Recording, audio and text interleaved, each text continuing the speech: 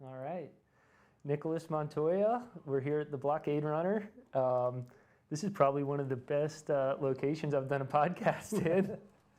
Welcome. Yeah, thank you. And just to give the folks a little bit of color of how the pre-setup went for this podcast. I was coming in, but I talked to the production guys, and they're like, yeah, they weren't really expecting us, and they just sent us up to this vacant room. And so I was just thinking, I was like, you got these two guys carrying around equipment, just going up to a hotel room. People are probably like, I wonder what's going on up there. But we're here to have a conversation about you and your story and business and life. Fantastic. Yeah. Let's do it. Yeah, so why don't you just introduce yourself and just tell us how you got to being the general manager of the Blockade Runner, and we'll start there. That's a long story. I know, we got time. We got time for it. So yeah, my name is Nicolas Montoya. I'm originally from Bogota, Colombia, in South America. Yeah. I was lucky enough to grow up in a beautiful country there, and it was for different circumstances and some of the violence in the country. We left around when I was 16 years old, and I ended up in London. Where I did my high school, high school years, and so I ended up graduating with an American high school track, and that put me towards looking for universities in the United States, and I ended up at Boston University, where I pursued a hospitality degree. Started with business and then honed into hospitality specifically. But that was significant more so, that's where I met my wife, Melinda, who was an original North Carolina girl. So we dated, saw each other after college, lived in Florida, in Miami Beach, and New York City when she was doing her master's, and I was working at the Fontainebleau in Miami and at the Waldorf Astoria in New York City, so I was a Hilton. Yeah, and those are like big name brand establishments. Like people travel around the world to go stay at those places. So all landmark hotels is where I specialized in. Wow. Fontainebleau, the Waldorf, and now the Blockade Runner. That's so cool. I didn't know that you were born in Colombia. Or I mean, I think I did, but I didn't realize you lived there until you were 16. I mean, that's like a lot of your formative years. Yes. Yes. That's really, and then to London. I didn't know that you lived in Europe. Yeah, absolutely. Those were my roaming free years in high school in London. A wonderful time, a wonderful experience. I lived there with my family for a short amount of time, and then they went back to Colombia, and I was lucky enough to stay behind and live with Mr. Carter and his family, who's a soccer coach at the high school. And so I had a great time living with that family there, wonderful school, living in London, which is a fantastic city, 16, 17, 18-year-old, just exploring, having wonderful, safe adventures. And meeting lots of people, and a lot of people that I met in high school went to school in Boston, not necessarily Boston University, but when I got to Boston, which is a much smaller city than London, there I felt like I knew a lot of people, not specifically in college, but in town. Interesting. So it wasn't that transition where people just go off to college and everything is new. It was new for me, but I had done it already kind of in high school. Yeah, definitely. Like that's a great way to put it. Like a lot of people's first time going away from home is to go to college, but you had already done that when you were going to high school. Yeah. So I was a responsible college student. Yeah, well, I think there's something to be said about that. I mean, a lot of friends I had in college, the ones that, for generally speaking, the ones that kind of push it over the limit, were the ones that had the most shelter and like strictness in the household. You get out and then all of a sudden it's like, all right, no one's watching. Yeah. So it's hard. I think it's hard to manage for a lot of people, particularly back when I went to college. It's a great big world, and you're meant to make mistakes. It's just some of us land on the safe side, and some others don't get to land so softly. Well, one of the things I really want to talk about is leadership. And I had the opportunity to go through a leadership retreat that I was telling you about. and I learned a lot about myself, and I learned a lot about what makes people leaders, good leaders. And a lot of it has to do with just the way that you grow up and the lifestyle that you live. And so it's funny, I've known you for so long, but I didn't know this about you. And so I'm starting to see like, wow, all the different things that you went through has probably shaped you in some way or fashion into becoming, a leader that you are. Yes, I think, my exposure to a lot of different things, and there's many blessings and privileges that have been part of my life. And right. so, but being exposed to different cultures, different cities, different experiences, coupled with your personality and your style, it just really forms a patience, empathy, understanding, which has put me in a lot of different scenarios where you really want to find a successful outcome. Yeah. And whether it's in business or at home or with any sort of conflict when you volunteer with people and things like that, it's just compromise is part of the deal. Especially at home, huh? Yeah, and again you learn those lessons because again if you wanna put your will and project into somebody else, you're not going to get very far. No. You might win one or two, but you're not going to be in the long run. Right, exactly. Playing towards those successful outcomes. Yeah. I mean, I always like to say the best deal is a good deal for both sides. Right? And that's kind of some compromise or meeting, halfway to accomplish something. Yeah, I found that over time, very few things it is when you walk out with the result that you wanted without having to put any effort. It really, there's conversations, there's processes, there's thoughts that kind of lead to that successful outcome. And yeah, I think my upbringing definitely is a massive part of, I think, the success that I've had to date. Because really cool. I'm not in a rush. It's a little bit of that South American culture, right? Yeah, a little bit. I think there's in South America there's hustling, there's being of service, which I think is another thing that I got specifically from Colombia, and a work ethic where there's always you're always kind of working very hard towards something, but it's not quite grinding. Okay. And so it is part of who you are, but it's not such a hurry to kind of win at all costs or win it all. The winning and the victories come from a different cut from a different cloth. So again, it's not being in a rush to just make a decision, and that's the decision that you have to live with, is trying to make sure that you're. Most of the time, the decisions are not on your own. Right? They affect somebody else, whether it's a guest or a staff member or a group of people within the hotel and the environment. So there's, like you said, a win is a better win when it accomplishes the things that everybody wants. Yeah. Well, I mean, and let's face it, being a leader at, let's say, like a Big Four accounting firm or like a really corporate business is one thing, but being a leader for a service-based industry, especially in hospitality, where you're just constantly trying to, you're dealing with people. Yeah. And, I could say, I was in 2009, I worked for you, which I was like 7 layers below you. But let's say that I had my experience of working in the service industry, and you meet all sorts of interesting people in this line of work. Yeah, absolutely. So, I mean, your level of patience and goes, I'm sure, a long way, in this type of business. Well, I consider it a privilege, because yes, it is it's a business in the industry that I love, and like yourself, I mean, being able to have this opportunity to sit down with you and talk to you when 15 years ago it was a different relationship, whether we knew it one way or another. Yeah.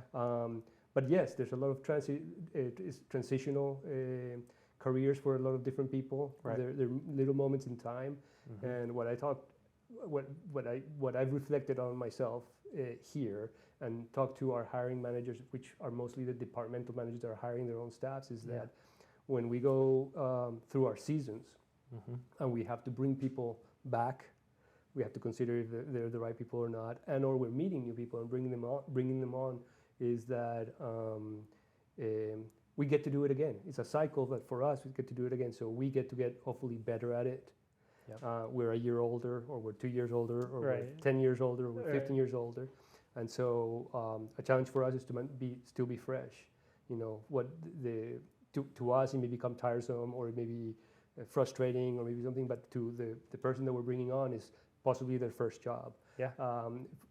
Sometimes the first job in this industry, and we want the success that we want from that person to be equal to the service delivery promise that we've made to a guest.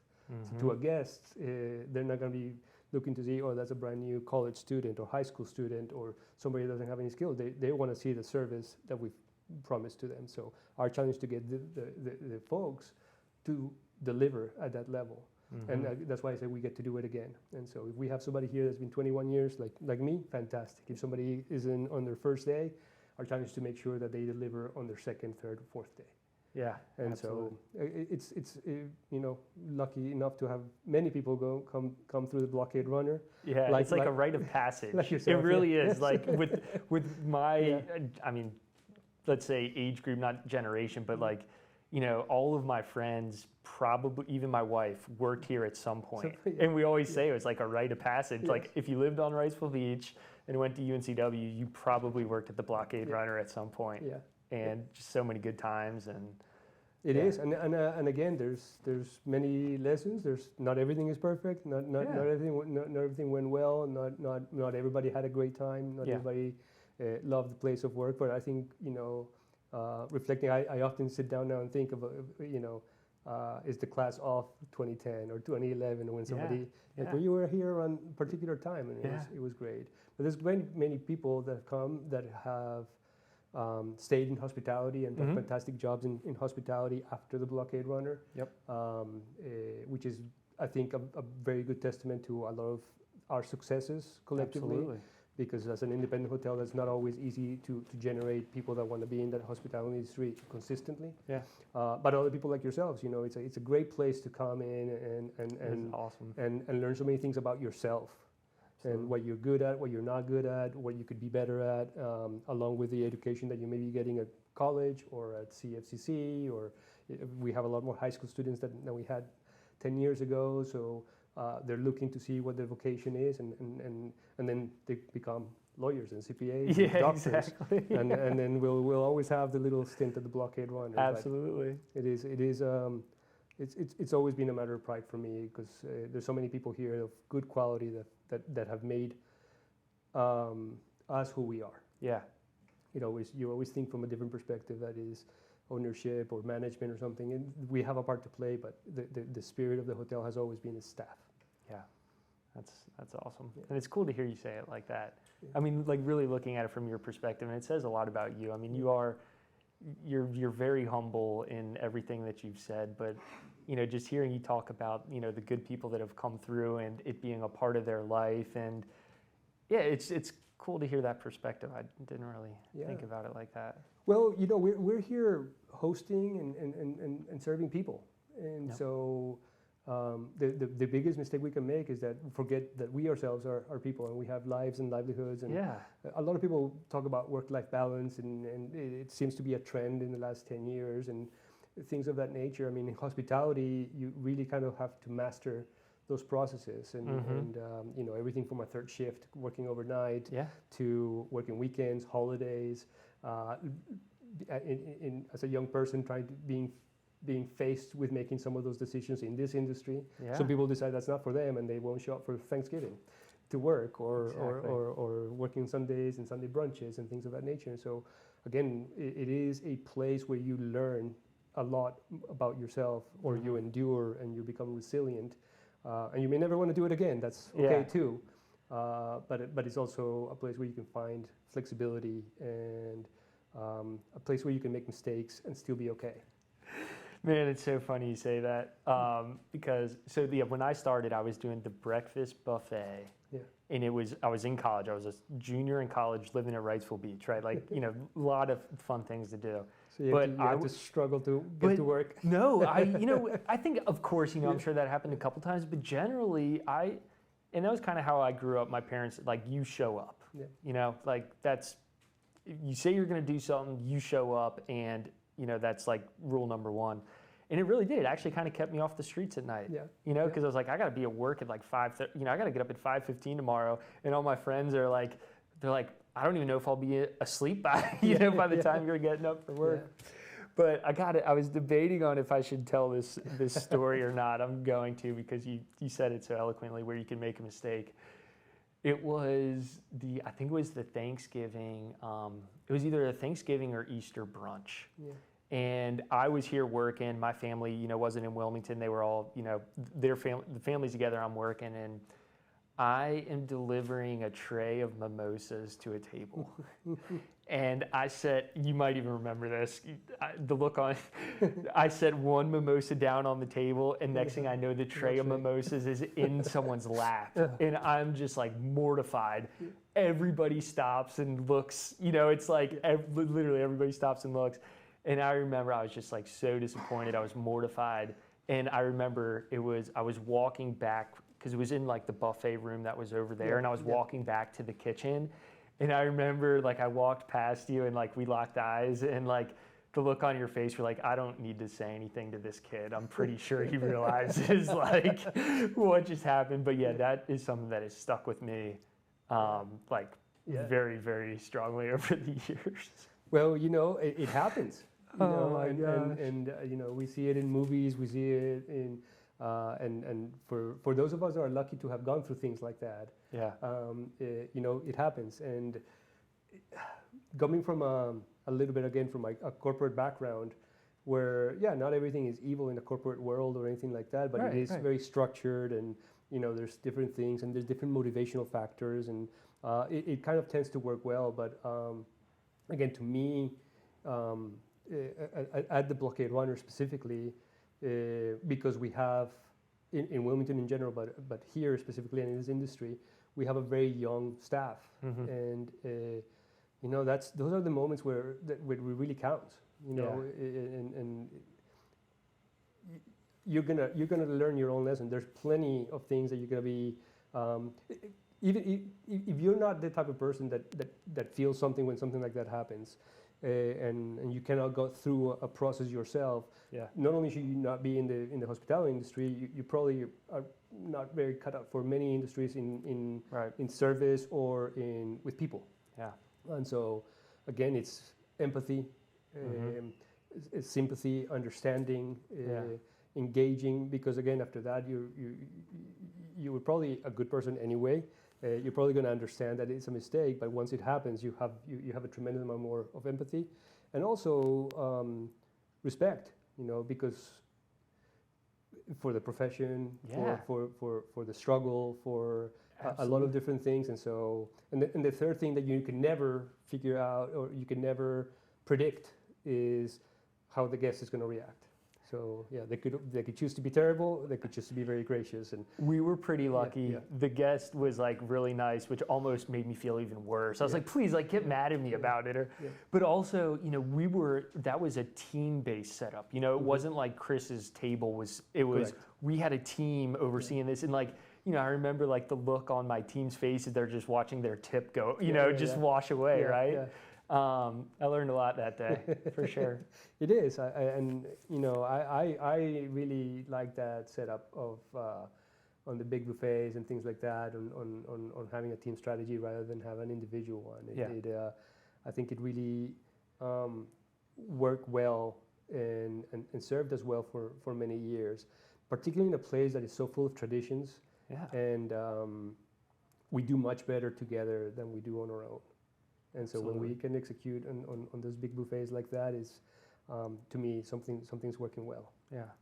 So talking about the tradition and the history here, how long has the Blockade Runner been around? So we just last Friday we turned 60. 60, wow. Yes, so 1964 Oh my gosh. is where the original Blockade Runner was put in. It is always, I always like to remind folks that there's always been a hotel on this parcel of land for over 100 years. Okay. We have the Seashore Hotel, we had the Ocean Terrace Hotel, and in 1964 the Blockade Runner opened. Got it. So I'm lucky enough to have a third of my life, professional life, as part of the hotel. But yeah, it's been a welcome place for multi-generational families in North Carolina.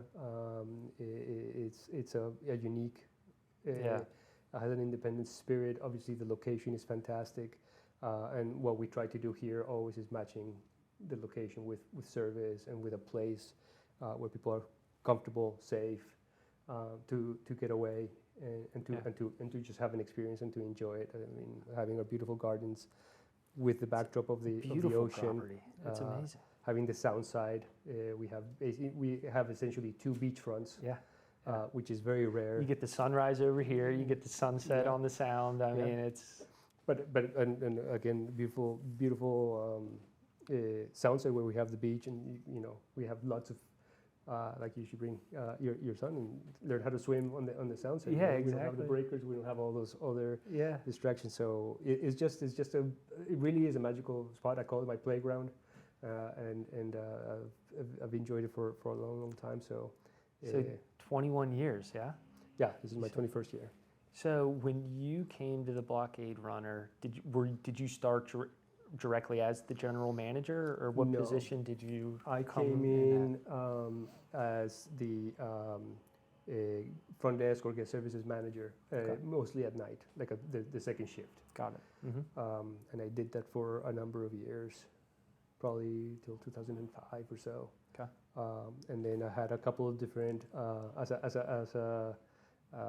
we had a couple of different hybrid positions where I oversaw housekeeping and front desk. Yep. Then I did, I always had an eye on food and beverage, but I took over as the general manager in 2008, end of 2007.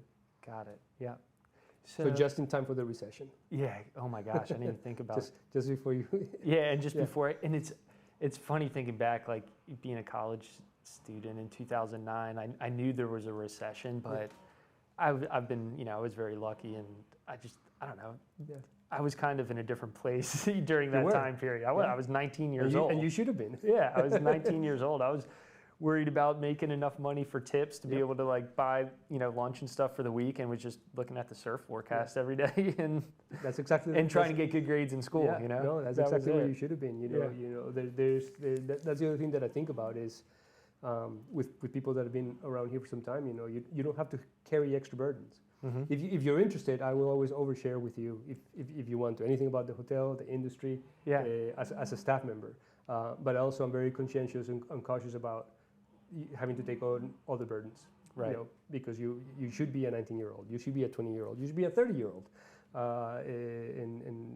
and enjoy what you're doing. But coming out of the recession, that was a pretty, because we had to do a lot of different things to get people to come stay with us. So when you were working with us, we had probably is when we launched having breakfast included with the rate. Yeah, because it was the breakfast buffet, and I mean that place was packed every Saturday, Sunday. Yeah, and when we go up in occupancy, was the one thing that we tried to do is just people were struggling with the disposable income and all those other things, and so I said, hey, we put it in here with the rate, and we're hoping that then you can spend some time, spend some money on lunch or dinner or the pool bar, but first is to get you here. Just to get them here, right? Yeah, so. That was one of the first few things that we did in probably the end of 2008 and through 2009, and we carried all the way to 2015. Yeah. Well, also, I mean, when you think about that, because when I was going through college, Wilmington was just like the vacation town. We had PPD, we had Corning, and some GE, but there was no Live Oak Bank, there was no Encino, there was it was a completely different landscape, and not only were you guys, running your business here, but bringing people into Wilmington to Wrightsville Beach creates an economic impact throughout the whole, region. It's a chain reaction. Yeah. Well, and it was. The Blockade Runner always has had a part to play in that community, and we hope that we'll continue in the years to come. And so when it was first built, there was before I-40, before all these other things. The people would come and spend 4 or 5 nights in the hotel because it was a little bit almost like going to the Outer Banks. Yeah. It was you had to make a commitment, and right. but we had the reason why this area was built, added on 2 years after the original construction, was because it was successful. It was almost sold out all year round because there were many options in coastal North Carolina right. for a hotel. So some of those associations were just forming and getting together, and now they've outgrown us by hundreds of members. Yeah. But at some point in time, we had a part to play in that, along with the film industry, along with a number of different things. Right. But like you said, 10, 15 years ago, there were very few hotels. There's still some Market Street and some branded hotels around the area, but very few larger hotels. And again, of course, this is not a large hotel based on my professional experience. Right, exactly. This is a huge hotel from a blueprint perspective, and from a sense of community and from a sense of history.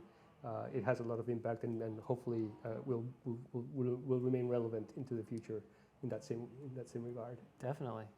I wonder if you were to go to like Live Oak Bank, Encino, some of the bigger companies around here, Castle Branch, and be like, how many of you people worked at the Blockade Runner? Yeah. And I wonder how many people the Blockade Runner employed here, keeping good, well-educated talent in the region.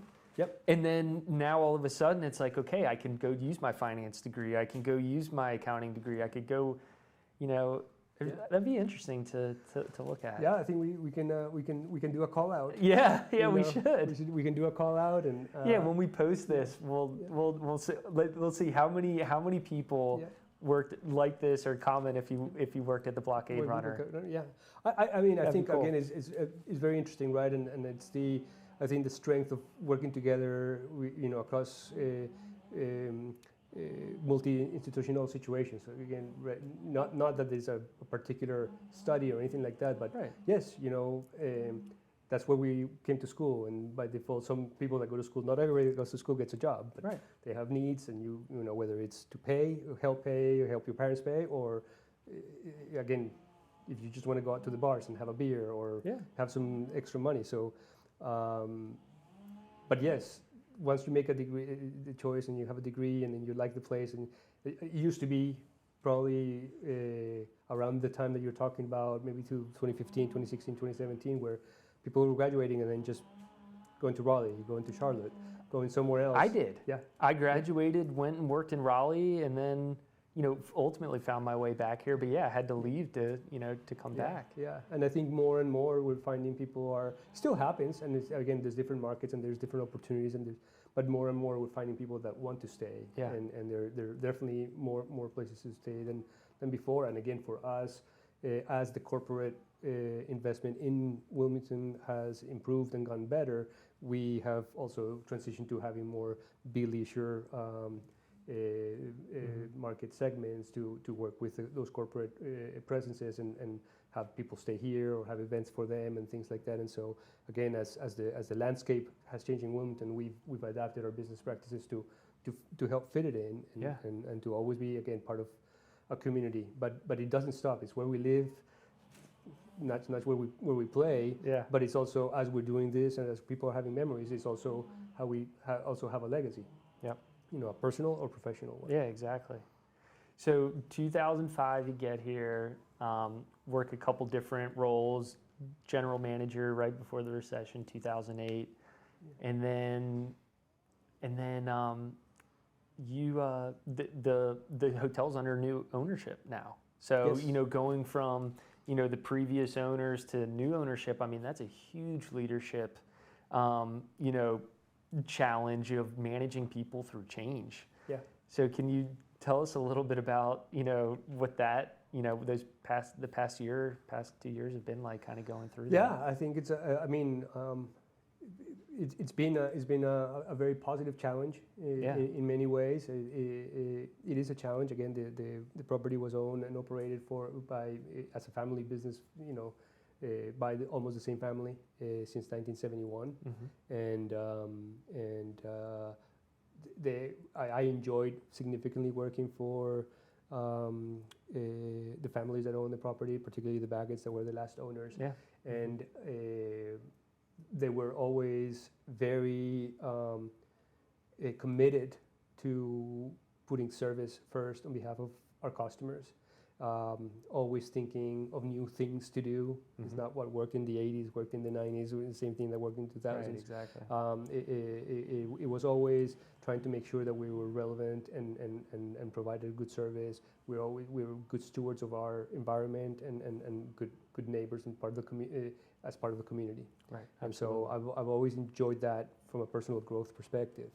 And having folks that come in that see value in what was built and what and was here and wanted to try to improve upon it is a good driver for me. Yep. Personally.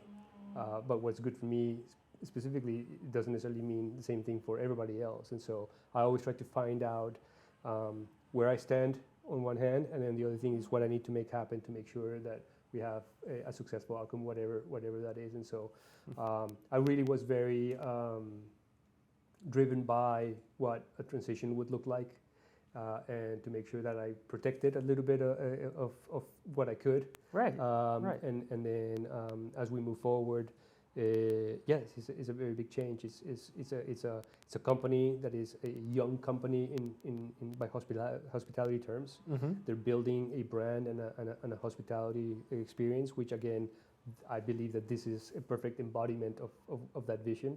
And we're looking forward to having working through some renovation of the property and looking forward to it. But nonetheless, it's changing. So we become a lot more structured in how we approach the business. Okay. Not always bad, because before we were a little bit less structured than a company should be. Yeah.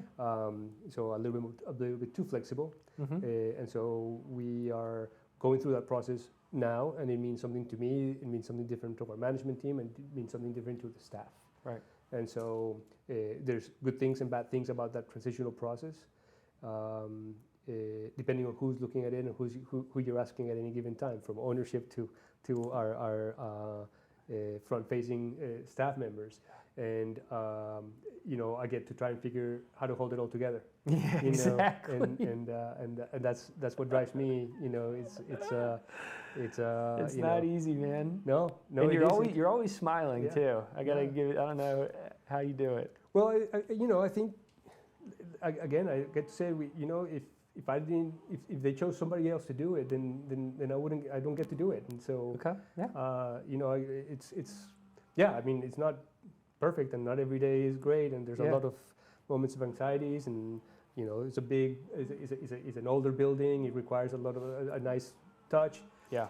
So we have a lot of good people that help us, that make this work. You know, and that was very important for us in the transition, is that almost everybody stayed.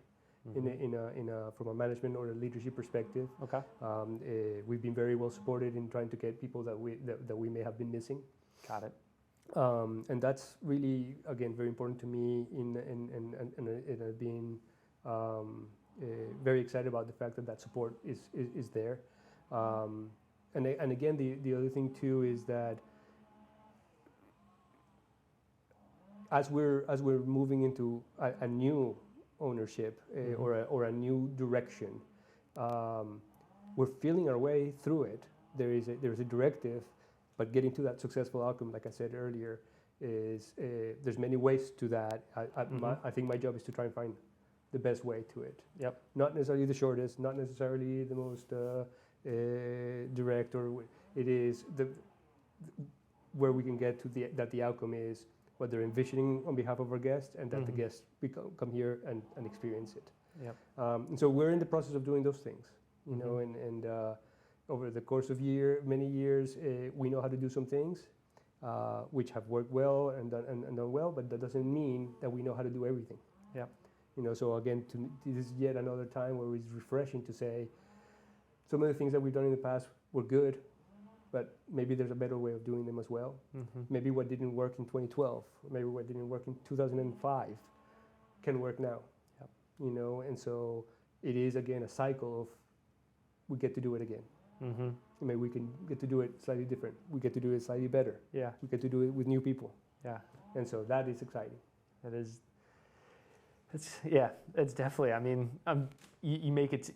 I love the way that you're able to explain it all, because I mean, you really do take such a positive approach to it, but also you're just like a real person about it, right? You know, it's just like, you just got to do what you got to do and try to do the right thing.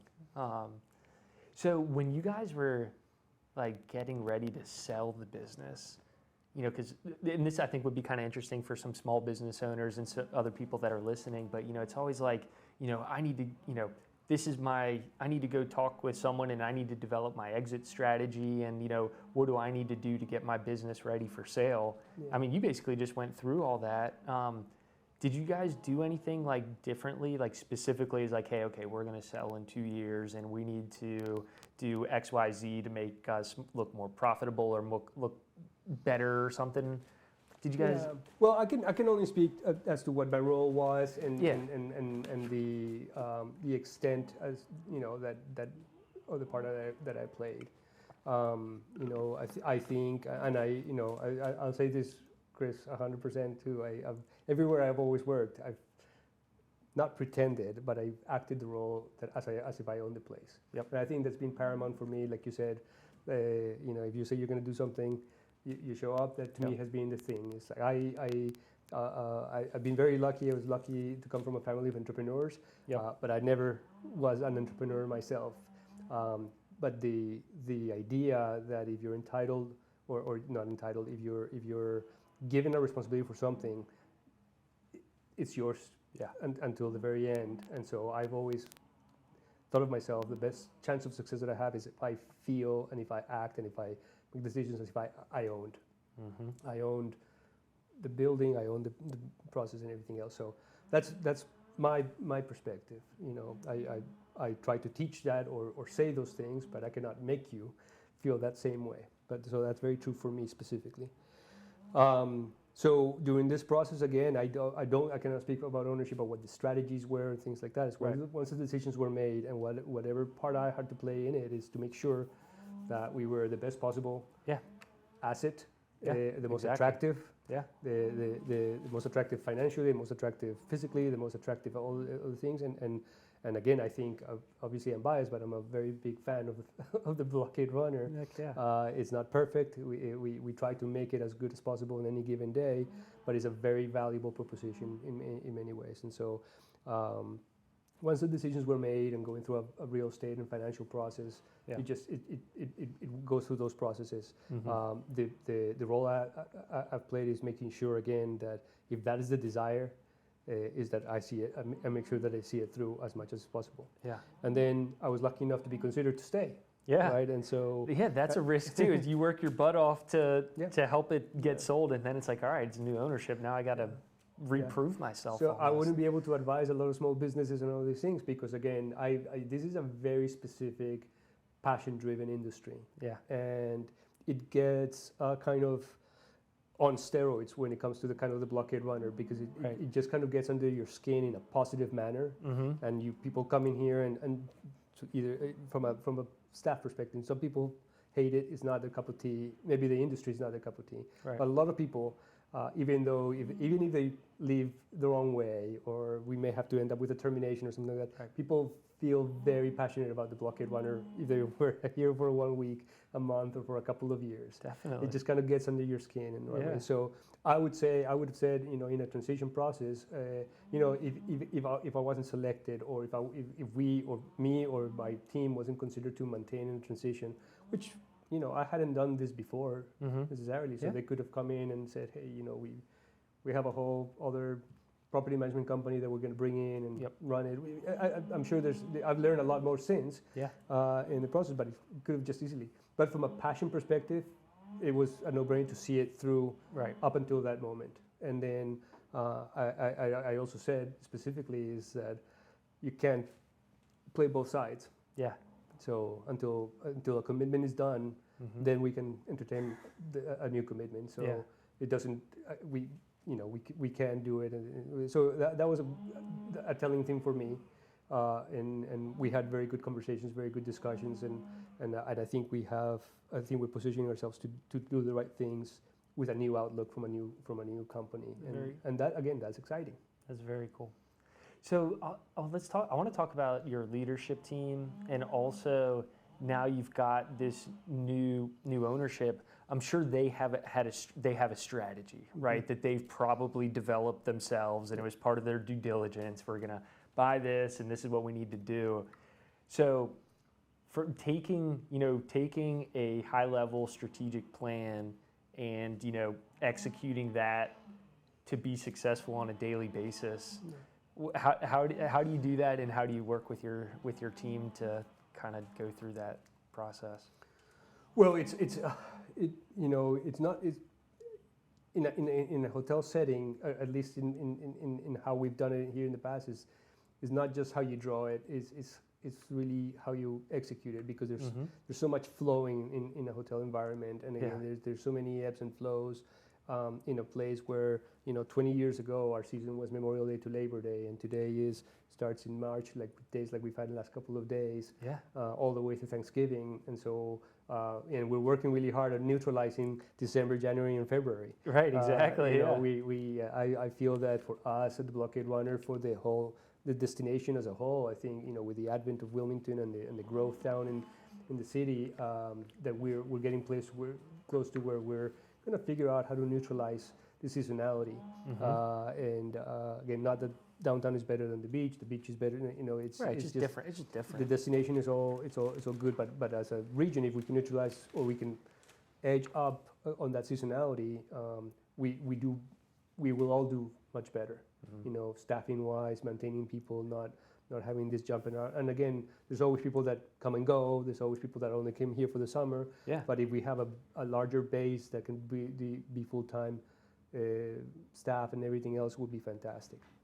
But from a strategic perspective, again, we come up with a vision. Again, our general goal is always very closely related to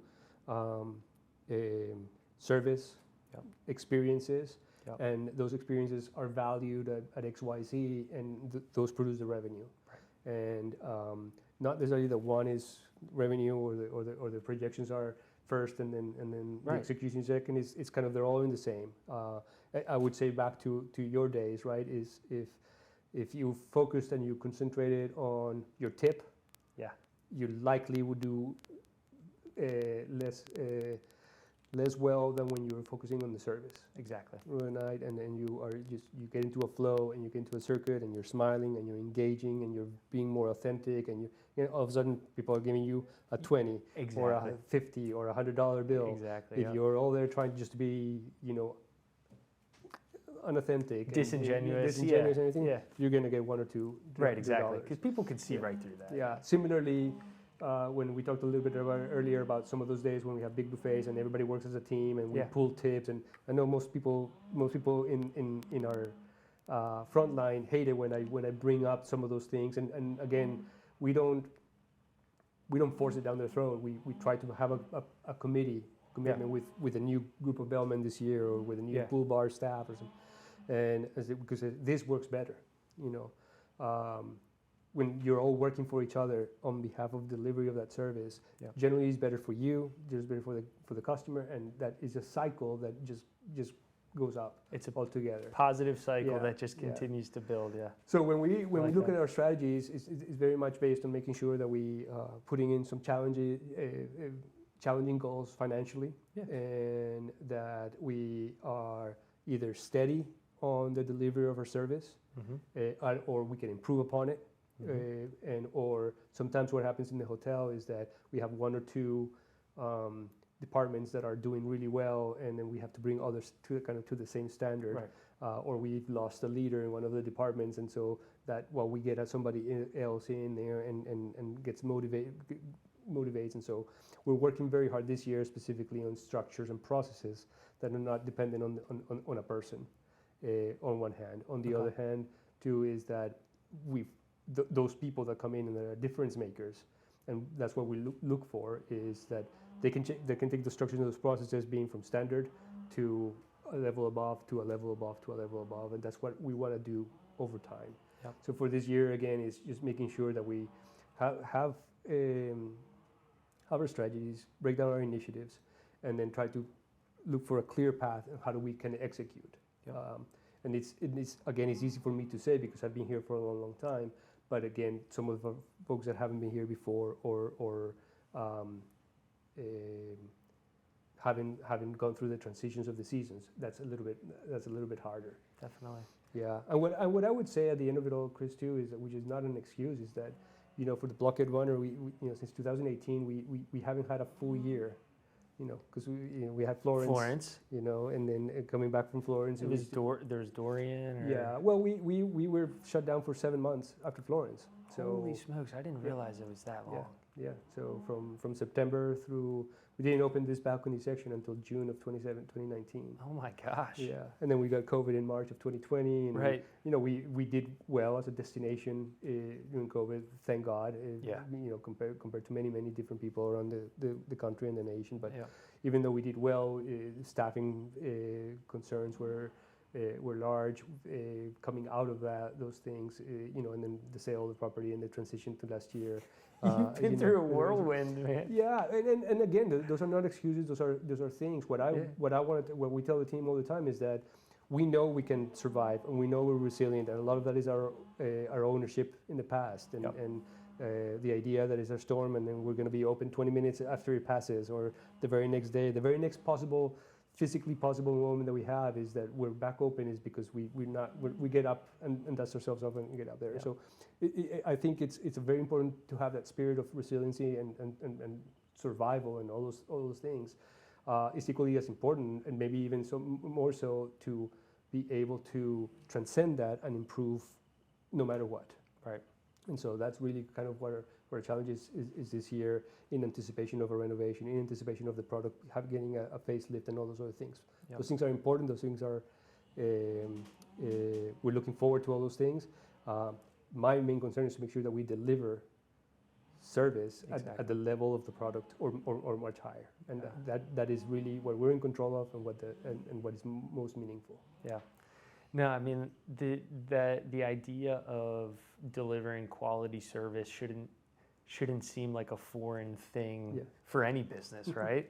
But specifically when you're in the service business, yes. You know, that really does need to be your number one priority. And the way you explain it is, if you deliver good service, if you have good people that are working together as a team, it's got to create a positive cycle where the customer's happy, the team's happy, they tell their, you know, and it just perpetuates itself. Yeah, and you feel it.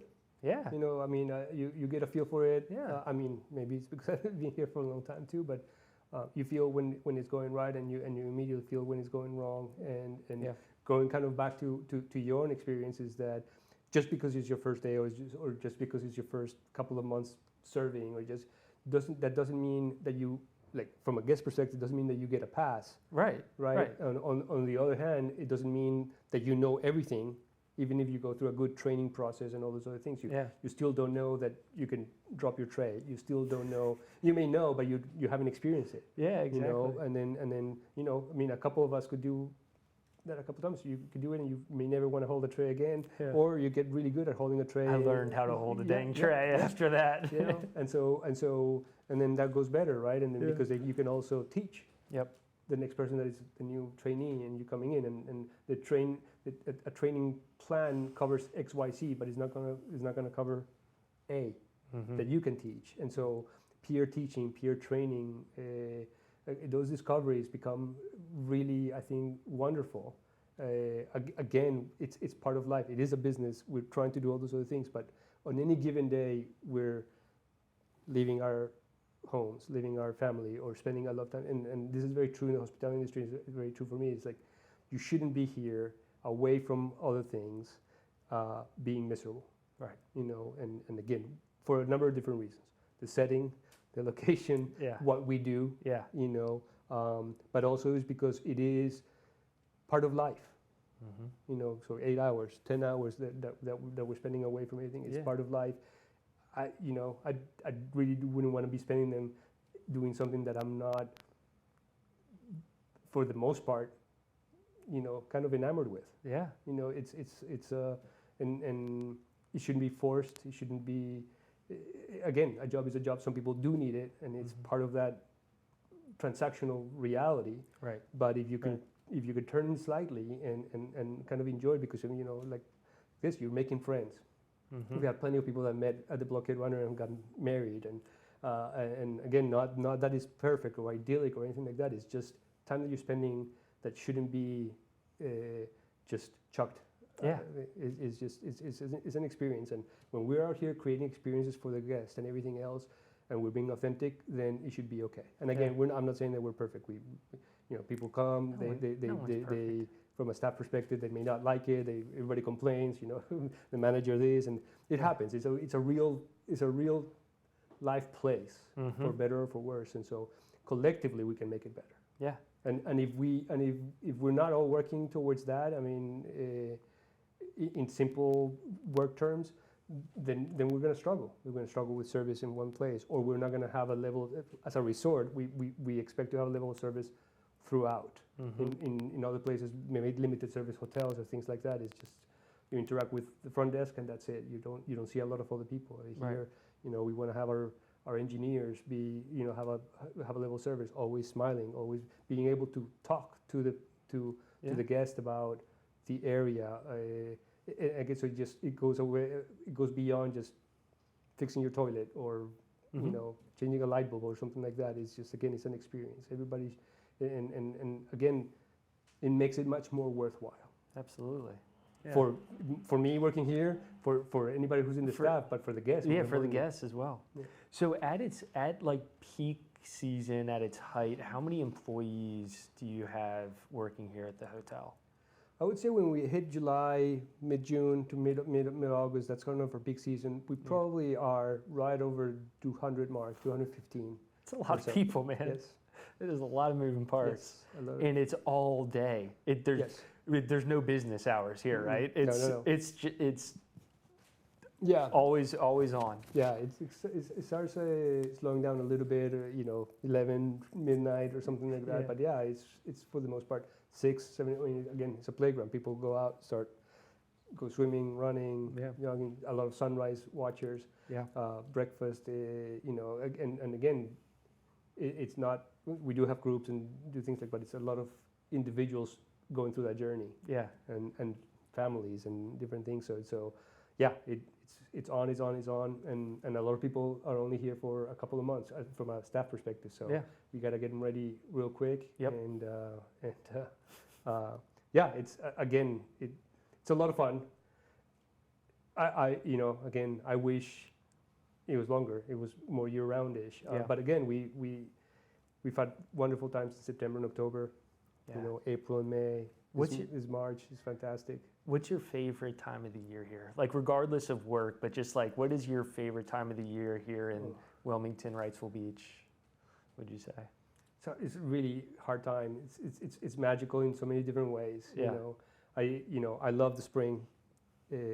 Again, what we're seeing, everything kind of bloom. Yeah, and everything's come coming. together. I love that we have seasons. Yeah. Because Exactly. It reminds us of this type of moments. That spring, but fall is hard to beat. I was gonna say fall is. Yeah. That October, and again the water's still warm. You're out there. I mean, we're so blessed with that water. Again, and the days are still like it's right before daylight savings time. Yeah. And it's great. Oh, There's man. always the one day when the water temperature just drops. Yeah. Like you can go out there, you're enjoying yourself, and the next day you come in and it's 64. You're like, what? Yeah. What happens? Yeah. So that tells me I'll be out of the water for a little bit. So I was telling you about this, and I just realized this, but I was telling you about this leadership retreat that I did, and it was the Grinnell Leadership. You did? Okay, fantastic. Which, he's been doing it here at the Blockade Runner for 10 years, 12 years, I don't know. No, he's almost since 2010, I think. Oh my gosh. Yeah. Have you met John? Oh, no, of course. Have you done the program? No, I haven't been. I should have done it at some point in time. But no, I haven't been able to do it. Well, it's so funny. I mean, a lot of the things you were saying, and just like your like philosophy on life and your philosophy on leadership and management, I was kind of like, I wonder if Nicolas has been through the program. No. I know Dr. Winnell for years. He's here. Yeah, it was a pretty special experience for me. Unfortunately, we weren't able to do it here because of the renovations and stuff, and that would have been a really special thing for me to like be able to go through the program here, just because of my. I'm really glad you went through it. It was really cool. I know people have raved about it, these things, and I'm been so close to it. Yeah, exactly. Typically, we have it in the room where my office is right back against it. So when you go through the relaxation and the music and everything else, I always hear it. And I try to relax at the same time. No, Dr. Winnell is very special. His family is too, and they're good friends of the hotel, and we can't wait to have him back here. Yeah. Sometime this year we're gonna have a few, and then next year for sure. Cool. But I think he's great. And anytime you can have a little bit of a leadership and reflection and context, it's important. Well, and having those types of things, I mean, that kind of helps with some seasonality as well. If you can get some of these events December, January, February, I mean, he's been. Listen, I mean, I'll be the plug for Dr. Winnell and Winnell Leadership. I mean, we've had almost 10 years, not every year exactly the same, but of one session a month. Yeah, exactly. So I think we typically took a break in July. Yeah. And I'll go back and say I want to give credit to spring and fall, and I also enjoy winter with a little bit of quiet time for half a second. But I don't want to leave the summer out. Yeah. I love the long days of summer and the humidity and seeing people out here and enjoying themselves and the boats I love all of it. I'll stick. If I had to choose one, it'd be fall, but I don't want to leave summer out. Yeah, I'm with you on that. Well, we're kind of getting to the end here. Thank you so much for agreeing to do this. I mean, I reached out to you. I was like, hey, you want to do the podcast? And you just said yes, which is really cool. Some people are like, what are we going to talk about? And you're just kind of like, absolutely. No, it's my pleasure. And listen, I don't say it often. I don't get to say it, but I'm proud of you. Thanks, Nicolas. I'm so excited. I remember walking into the chamber when you first came in as a transactional CPA. We had some challenges to overcome, some changes. Just more, but the course of any normal business, absolutely. Right? Any normal growing business. No. Yeah. But when we talk about transitions, and we talk about like there was a big transition at the hotel, but there's always transitions. They're always happening. They're much more important in my mind. Like those little things and things. The effect and the help and what you've done for the chamber has been fantastic. So I really appreciate it. And like I said, as an alumni of 2010-ish of the Blockade Runner, I'm very proud. I'm always very excited to see people succeed that have had any connection to the hotel. Yeah, of course. I don't take any credit for it. No, you should. But I'm always very proud. You should. There were some formidable years here for me, and that one experience. I mean, you could have handled that differently, and that could have seriously, that was like a defining moment in my early life. And had you have handled it differently, it could have had a different outcome. Well, thanks again, Nicolas, and for everybody listening, if you have a business event or a party or anything, come on down to the Blockade Runner and enjoy this beautiful property and have fun. Yeah, we'll be happy to have you. Cool. Thank you, Chris. Appreciate the time. Thanks, Nicolas.